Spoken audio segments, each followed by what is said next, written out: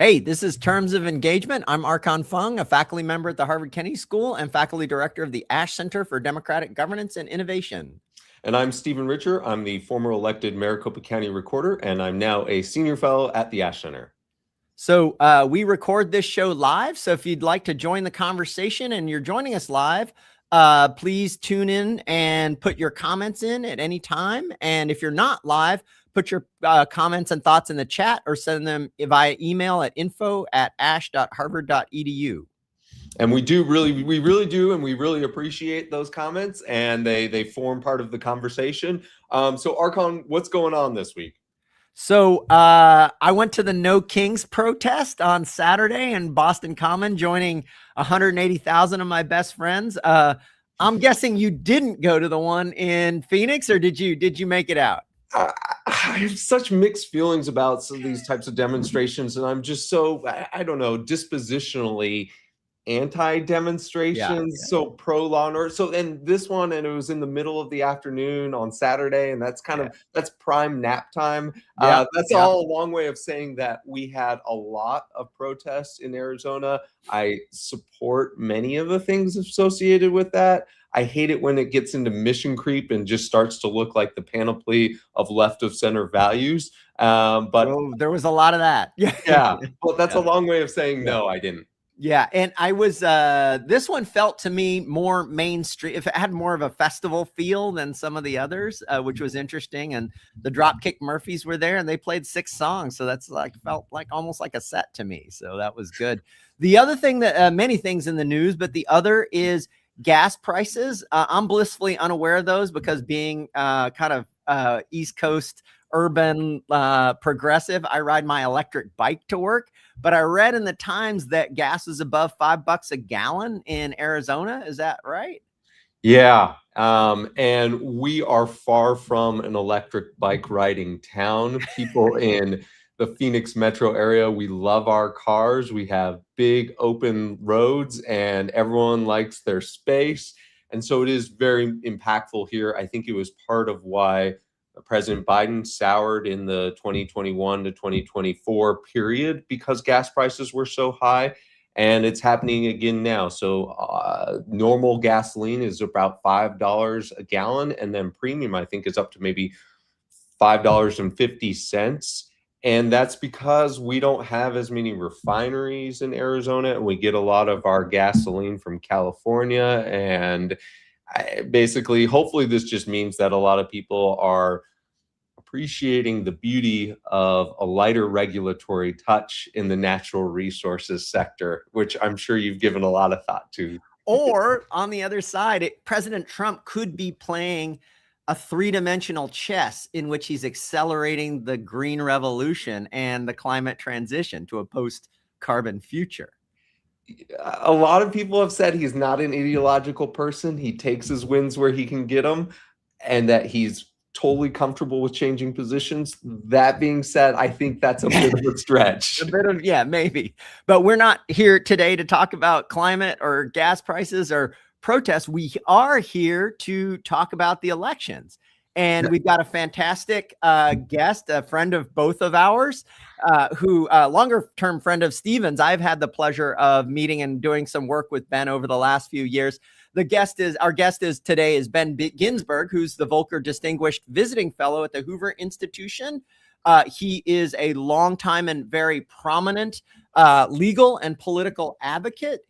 He has served 4 of the past 6 Republican presidential nominees, and most recently, Mitt Romney. He was the co-chair of the Bipartisan Presidential Commission on Election Administration, which produced a very impactful and important report on best practices for elections and election officials.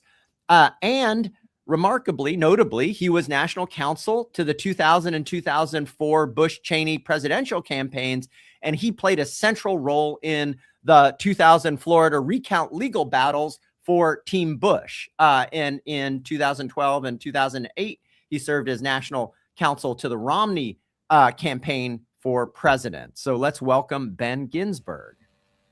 Hello, fellas. Thanks for having me. Yeah, And thanks he's for joining. he's in sunny California where the gas prices are high and the corner bakery costs about $30 to have a lunch. So I hate to fact check you, but it's raining and overcast here today in Palo Alto, and gas is exorbitantly much higher than Arizona, even Over though California has refineries. Incredible. over $6 a gallon, I would imagine. Yeah. Wow. Taxes, brother, taxes. Yeah.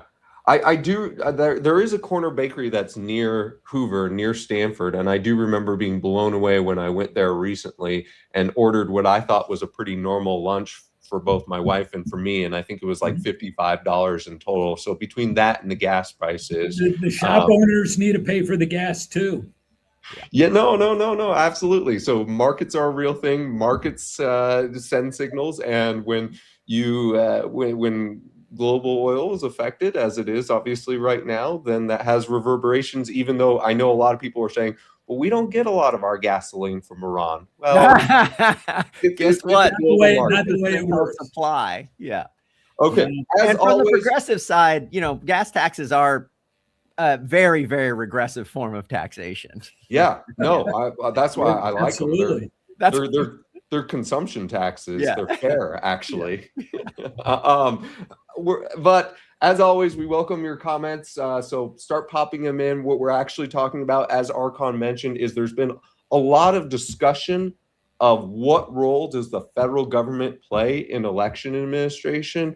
As Ben will tell you later, Article 1, Section 4 of the United States Constitution largely delegates both the lawmaking and the administration to the states, who then in turn will delegate it to the local jurisdictions, oftentimes the counties, and it's they who are administering the elections. Now, there is a role for Congress. Congress does have some legal oversight and can set broad legal rules, including the Voter Registration Act, the the Voting Rights Act, the National Voter Registration Act, the Help America Vote Act, the UOCAVA Act was also important for military and overseas voters.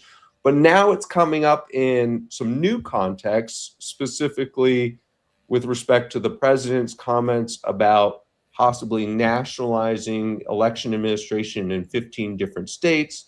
The president has signed an executive order pertaining to election administration in March of 2025. And of course, right now, the Congress is debating the Save America Act, which would set a bunch of new policies and requirements at the federal level for election administration. And so we wanted to talk to Ben because Ben and his colleague, Bob Bauer, have formed a new organization that is aimed at addressing the role of the federal government in election administration and defending the rights of states in election administration. Ben, is that a fair characterization?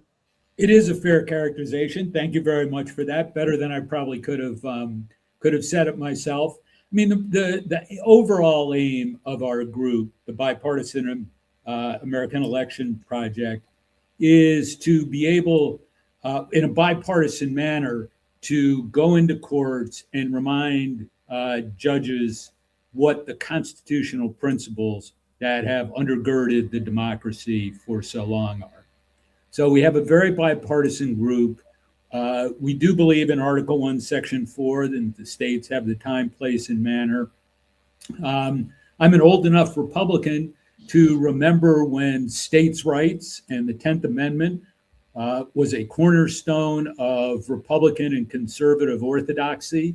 And in fact, the role of the states was paramount in elections. In fact, as recently as 2018 and 19, Republicans fought the Democrats in their attempts at revising the election in the misnamed For the People Act.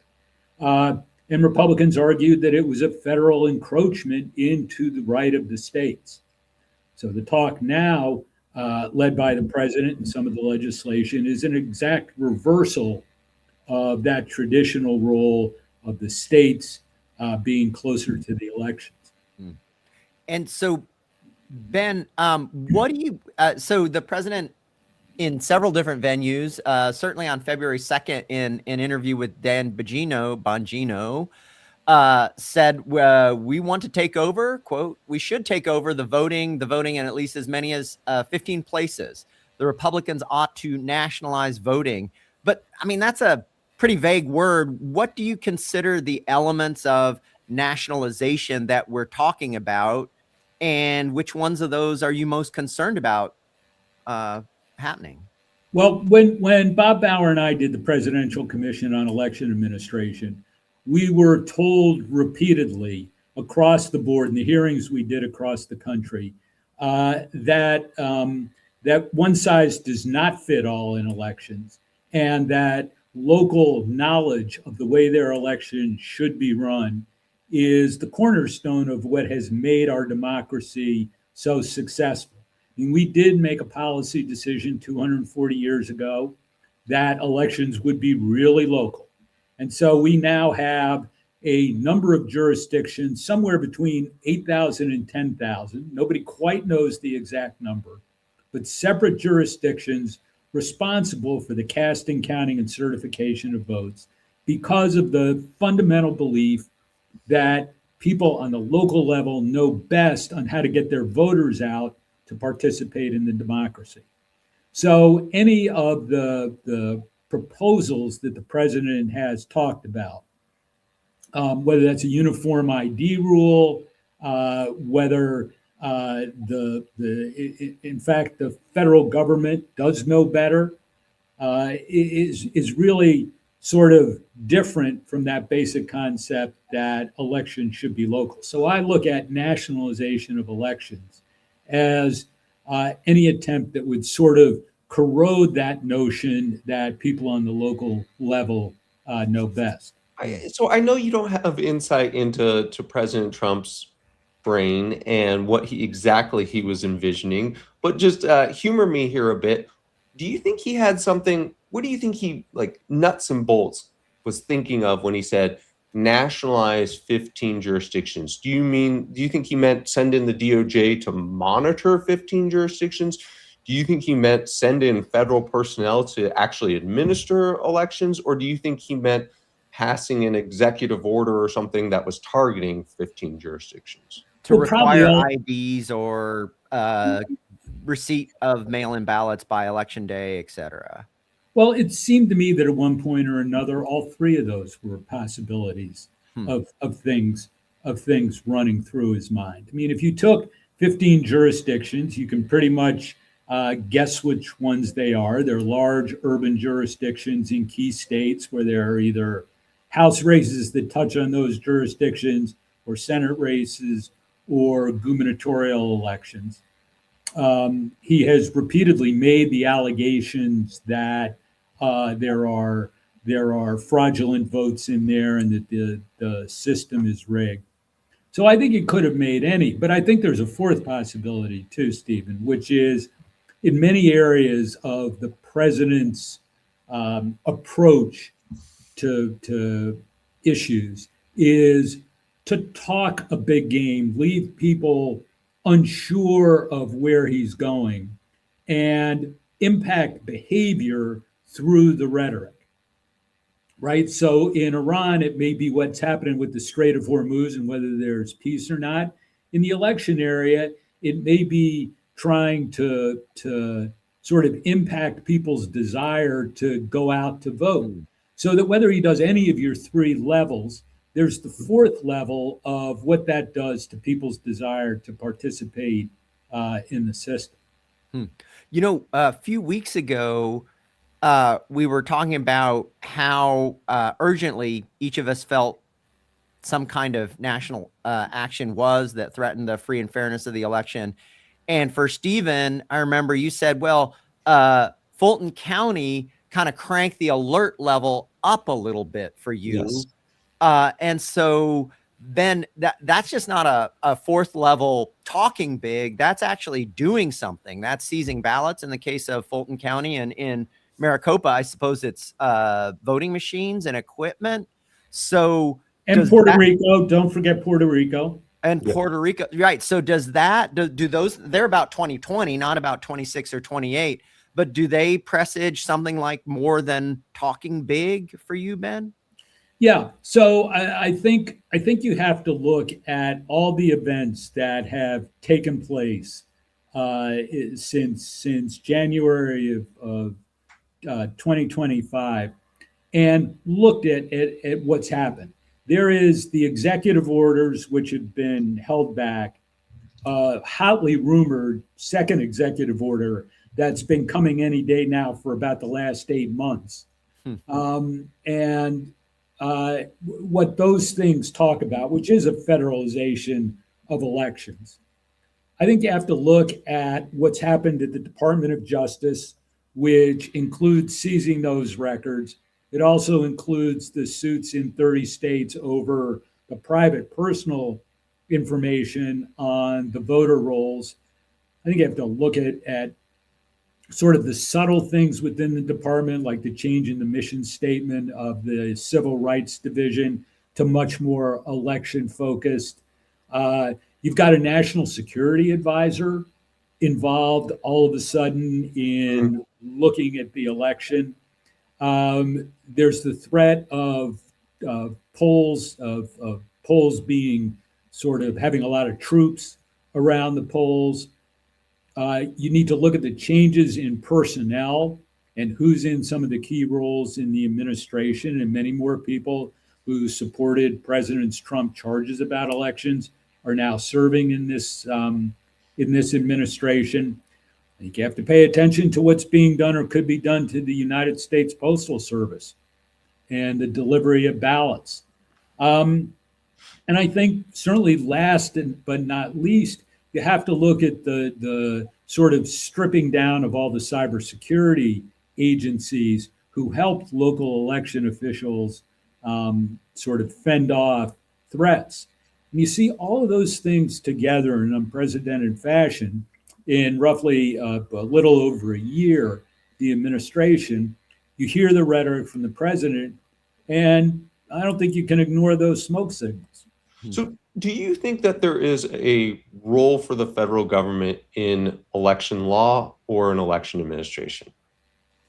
Sure, there can be under some circumstances. I mean, you mentioned UACAVA and right. So where do we draw? So everyone broadly accepts that it's okay that the federal government said in UOCAVA that military voters have to be sent their ballots 45 days in advance of the general election. Okay, great. That's federal government telling the states how to administer their elections.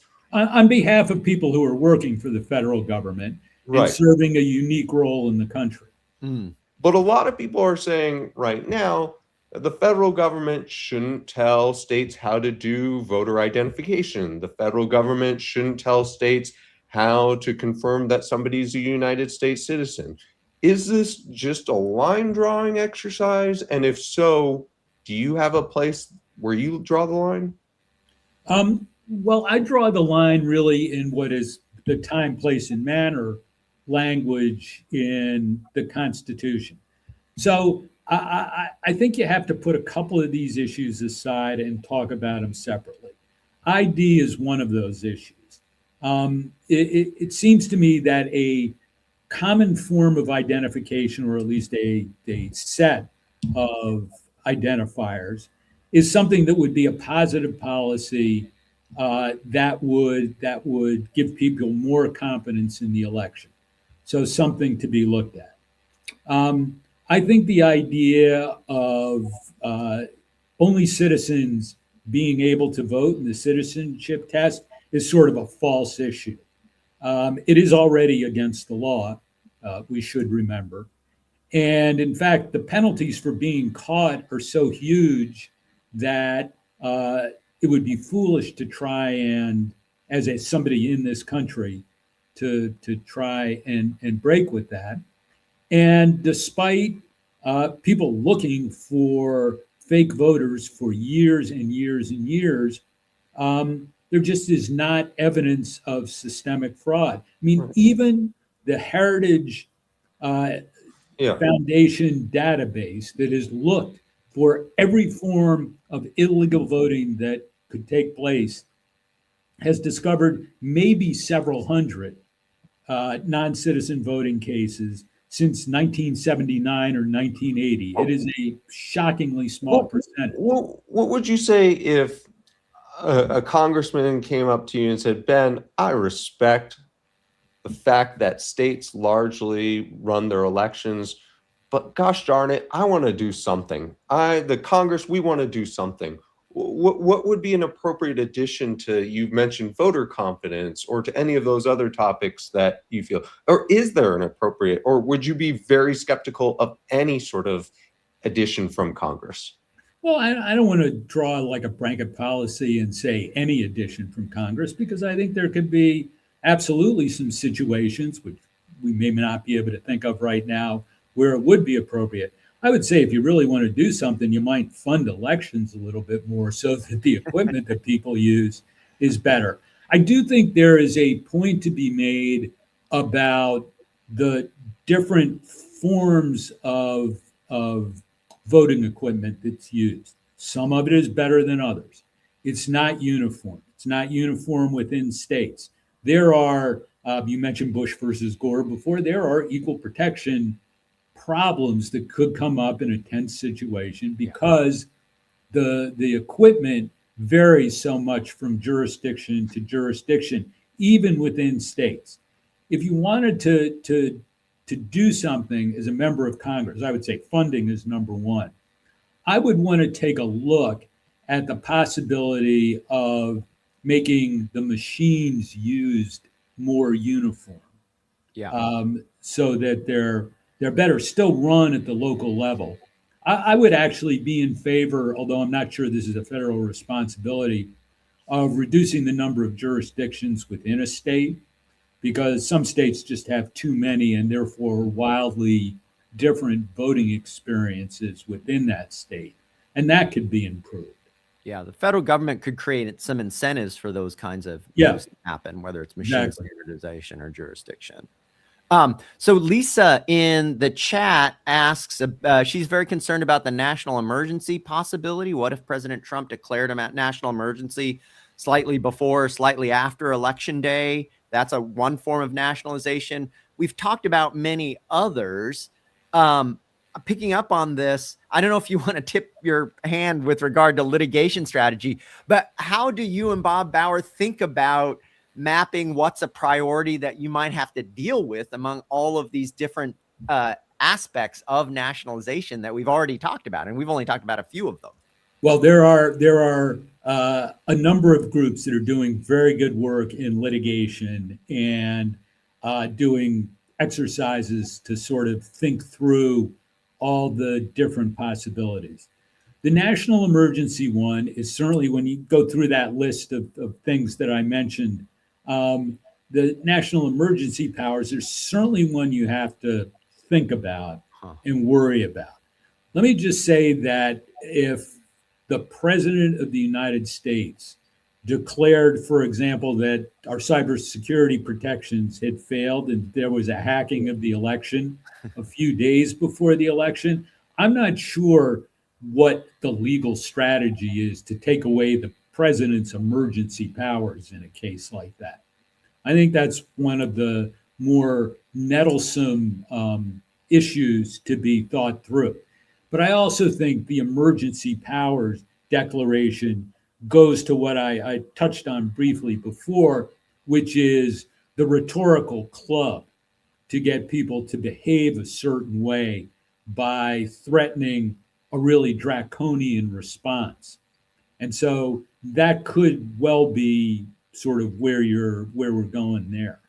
Yeah, and then to the second half of Archon's question, tell us a little bit about what the new organization's doing and how you and Bob are thinking, where's the value add in terms of a legal strategy or in terms of combating federalization of election administration? Well, this project is one of 3 nonprofits that Bob and I are co-chairing. Because in our retirements, it's really the way we've decided to flunk retirement. This one, I think there are many groups doing really excellent litigation work. I think that in the particularly tough constitutionally based cases, we believe it will be important to be able to take a step back and to have senior lawyers from across the political divide talking about the basic constitutional principles that have always guided us. So that judges in particularly hot button political cases will have some support from sort of a traditional constitutional bipartisan place to know that they're not alone. That dovetails with a couple of our two other nonprofits. One is the Election Official Legal Defense Network, at one time known as Stephen Richards Private Bail Fund.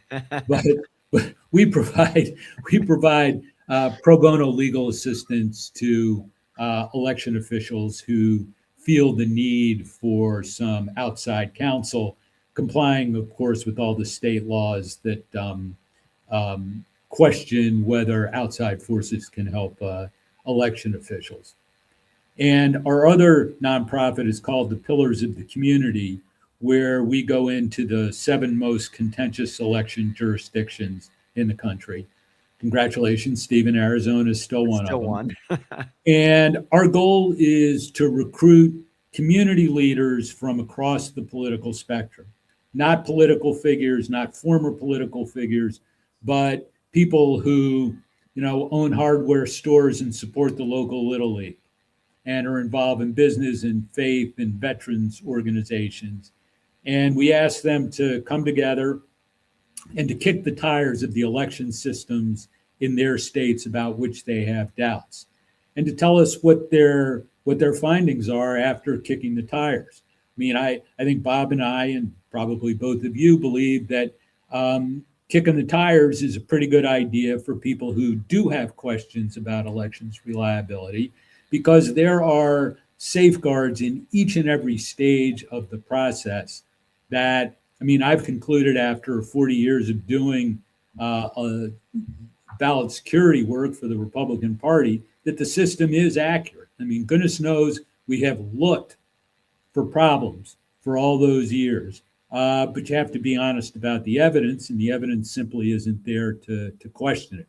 So the three groups all kind of blend together, but we felt the need to be able to weigh into some of the constitutional cases from a bipartisan call balls and strikes perspective.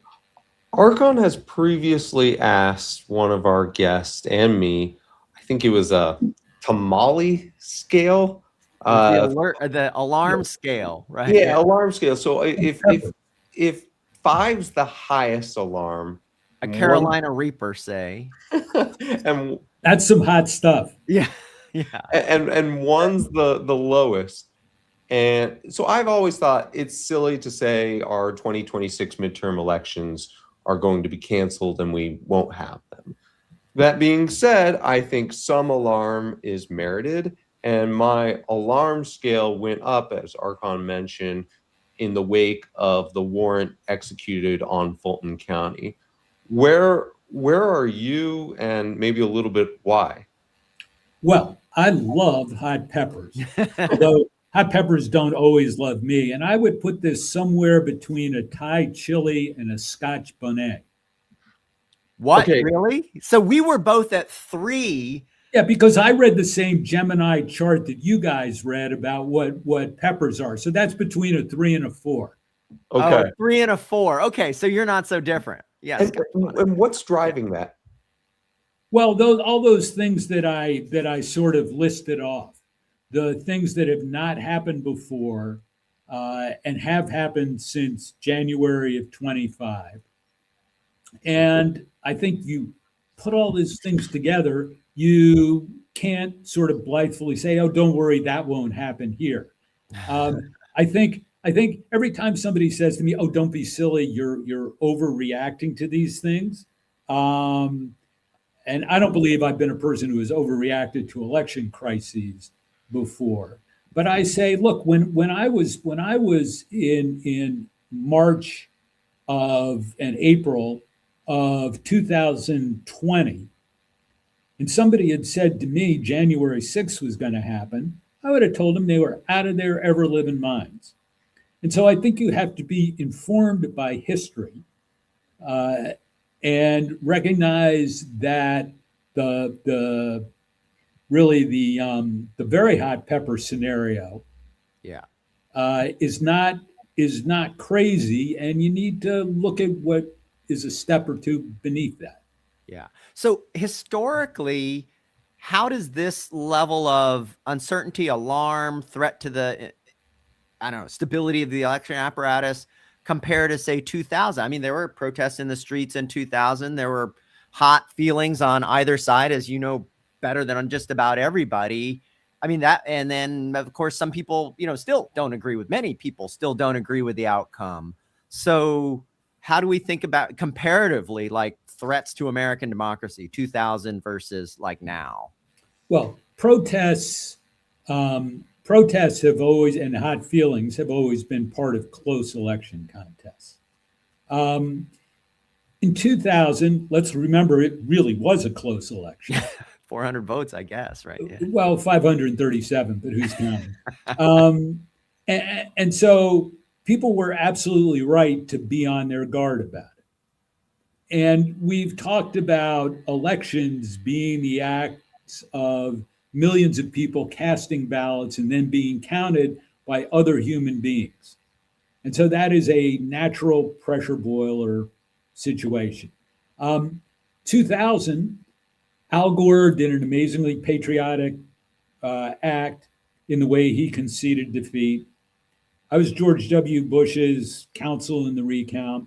I am confident that if he had gone down in the count and lost the election and been certified the other way, he also would have conceded, and there would not have been riots in the street over it.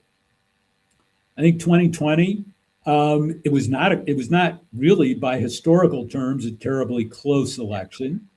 There were narrow counts in the states. The system worked in the sense that any candidate has a right to ask for a recount or a contest or to litigate as permitted by the state law. The Trump forces did that 64 different times. They were not successful in any of the challenges except one in Pennsylvania that resulted in, that affected 200 votes, and so therefore not anywhere close to outcome determinative.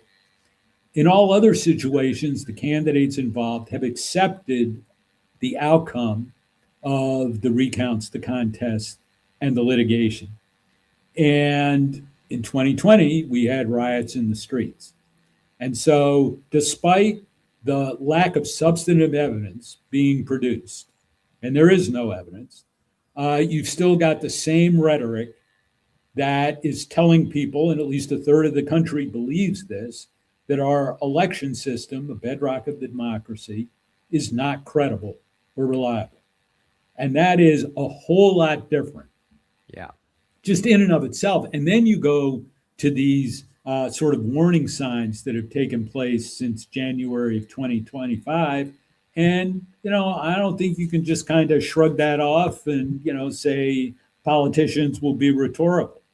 Yeah. So I want to continue this thread, but real quickly, Nancy asked, remind me, what is the third group? She said EOLDN, Pillars of the Community. What's the new one is the Bipartisan American Election Project, and there was a Politico article about it recently. Ben, picking up where you left off, how much of this is specific to President Trump, or is this mentality now baked into the modern Republican Party such that in 2028, when there is a new Republican nominee for president of the United States, that this is something that we're having conversations like this about? Is this the new normal, Ben? I'm not sure it's the new normal. It is baked into the Republican Party as long as it works. And if it stops working electorally, it's not going to be baked into the Republican Party anymore. But it is important to draw a distinction between a couple of things. One is the charges that elections aren't reliable and they're rigged and the outcomes are fraudulent. On the other hand, it is really important that both parties have people in the polling places and kicking the tires of the election system to be sure that they are confident in the results. So what I'm saying you have to do is be honest about the evidence that's actually produced. There's a difference between evidence that's produced and theories that you think may be possible. And I don't have any problems with people pursuing their theories in recounts, contests, and litigation. It is decreeing the accuracy of the system without any evidence. And I'm afraid that's where we are now. But the Republican Party may well, I think, will do that until it doesn't work. Are you judging? Where it doesn't work is probably primaries, by the way. Right. There's a couple senses of working, right? One is winning elections. Another is mobilizing the base. Maybe a third is winning the right kind of primary. So I think it's going to keep working for some of those. Both parties these days, and this is really kind of an interesting development that's been sort of a mission creep over the last 20 years, really since 1985 and the McIntyre-McCloskey recount. But it is Republicans saying there's fraud, Democrats saying there's suppression, and using that as a tool to mobilize both bases. I think if you look at the rhetoric coming out of each party and the many, many nonprofit and tax-exempt status-only groups that are involved in this, there is a huge amount of rhetoric and money being made on the idea of they're either stealing votes or taking away the right to vote. And the actual evidence of that happening is much less. The Republicans are worse actors today, but historically, that whole dichotomy is not doing our election system any favors. So you say that ultimately this is an electoral problem, that this exits the Republican Party when it ceases to be electorally advantageous, whether defined, as we were just discussing, primary, general election, so on and so forth. Does that mean that we are allocating C3 nonprofit dollars at something that's really a political fundraising and political donation problem? Well, there are certainly, I mean, I do think it is. I do think that's the situation. I mean, I think that there are any number of tax-exempt groups out there who do know what the law says about partisan activity and do hew to that, but they will not do anything to hurt their party of choice. There is not a policy or a pronouncement coming out of many of those groups that is antithetical to the party in which most of them believe and get their funding. So I want to scope back a little bit. I thought it was really interesting when you were explaining what the logic of the value added of the Bipartisan American Election Project that you're doing with Bob Bauer is like constitutional, it's stepping back, and it's kind of very studiously bipartisan. And I want to ask about the politics of localism in elections in that, because for a long time, I think the progressive side of the ledger has been more disposed to centralized regulation, because since the Voting Rights Act and segregation in the South, the central idea has been that local control in democracy, but also in many other things, has been a site of discrimination and exclusion, and the federal government is a solution to that. I think now the tables have quickly turned. But I wonder whether in trying to craft, in this kind of, in your work of trying to craft that bipartisan consensus to say, look, the time, manner, and place of election should be determined by state authorities and ultimately locally in many cases, whether you've kind of come up against resistance from the colleagues on the capitally Democratic and left side of the ledger who still think, no, we need a federal presence to ensure inclusion and fairness. Interesting question. Blissfully, in the bipartisan nature of our group, I don't have to take that incoming fire. That has Bob. But I do think it certainly exists. And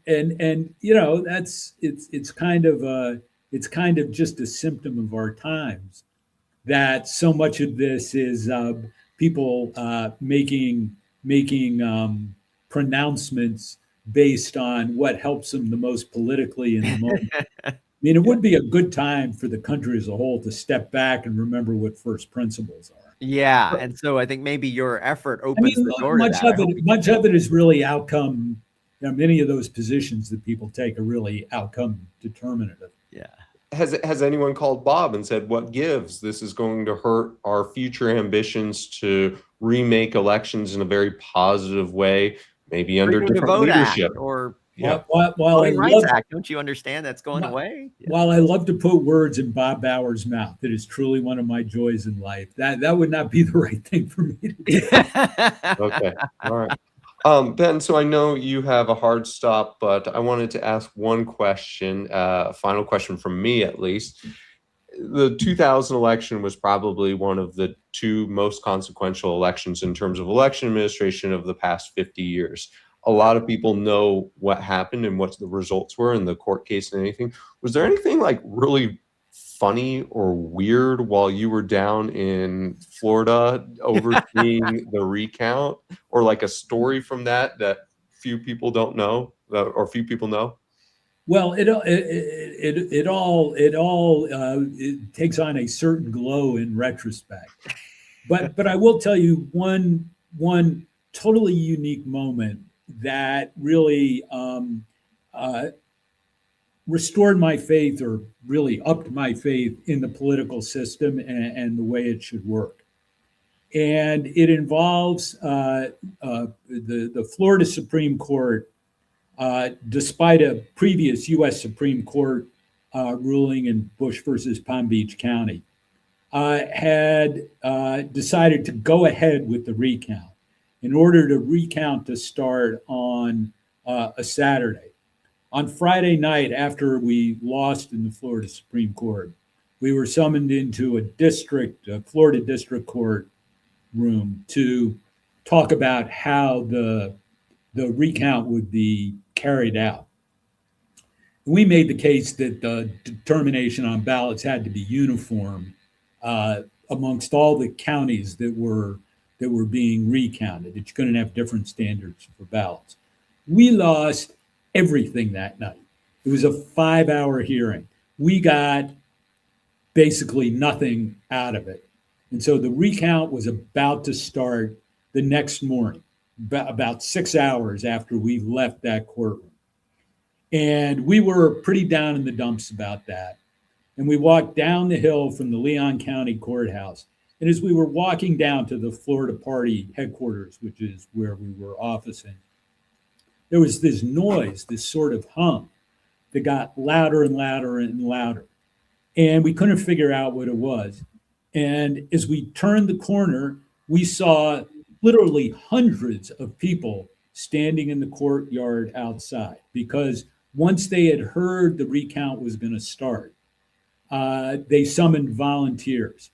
And in a matter of a few hours, 800 people came from around the country to be able to participate in the recount the next day. Wow. And that was one of the most incredible, demonstrations to me about how politics matter, elections matter, people care about who their leaders are. And so, as tired as we were, we helped with the training of all those folks, got about an hour of sleep. And as you know, about 2 p.m. on that Saturday, the Supreme Court realized the craziness of the whole situation and enjoying the recount. But seeing all those people down there was my sort of one of my most enduring memories of Florida 2000. An uplifting moment for those who are feeling a bit nihilistic about politics these days, or about the situation. Those kinds of people are still there, and yes, they are all over the country, and we just have to figure out. And on both sides, which is on both sides, is the real key. Yeah, absolutely. Well, I got nothing after that. I think we should go on a very high note. That's terrific. Ben, thanks for coming on and for sharing all of your insight both about the dangers, but also the incredible work you're doing to confront them. And I'm sure we'll have a lot more to talk about as the midterms approach and maybe after the midterms. Great. And if there's one closing thought I could offer, it's that, to me, one of the biggest challenges that we face today is that the country is so polarized, and that there are essentially two silos right now, and people are not talking across the silos. And until that dissipates and MAGA world is going to join progressive world in talking about what's best for the country, we're going to continue to have problems. And so it's incumbent on all of us in the area to try and recognize that and to reach beyond the silos in which we're all kind of penned. Absolutely. I know that's something that Archon values greatly. I know it's something that I used to do more of. I honestly do less of it now because I don't have to and because it can be challenging, but I do think that it's important. Ben, I know that you have 3 nonprofits now, but as God said to Abraham, may you be as plentiful as the stars in the sky with your nonprofits and keep doing your good work. And thank you as always to the production team of this. Thank you as always to our live listeners who commented. Thank you as always to those who are listening to this on a recording. And as always, if you have any ideas or suggestions for future topics or future guests, please let us know. Just shoot us an email, and we look forward to hearing from you, and we look forward to seeing you next week. And again, it's info@ash.harvard.edu. Thanks a lot. Have a good week, everyone.